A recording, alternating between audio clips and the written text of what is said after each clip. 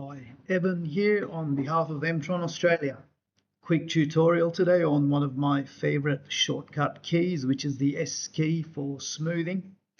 When working with three-dimensional or two-dimensional tables, such as this messy VE table, which I've deliberately created to demonstrate the S key, you can go and select the area where you want to apply the smoothing. In this case, I'm holding the shift key and using the up and down arrows to select an area, which you can also see here. And then as you press the S key, it'll apply the smoothing to that area.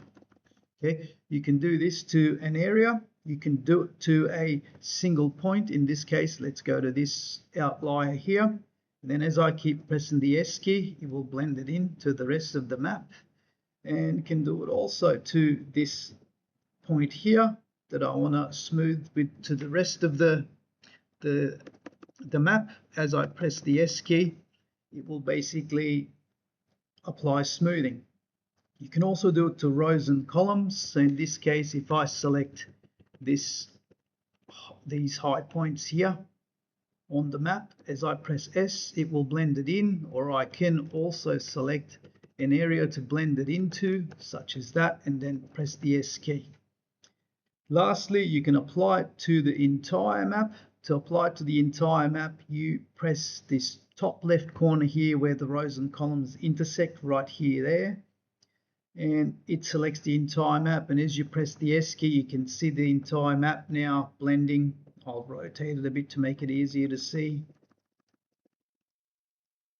Smoothing is applied, and then so you could come here to this point if you like, because there's some points here. You can go to individual points, press the S key to blend it in,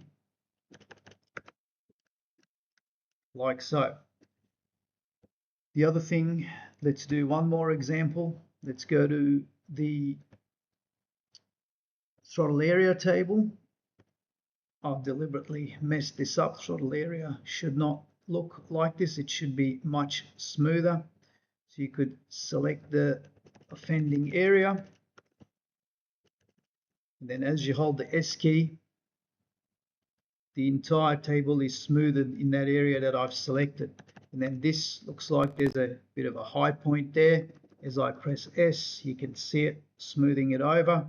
I've got another one here that I can go to right here, smooth it, and then I can go to the points beside it and bring those in line. The more you hold the S key, the more it smooths it over. There we go.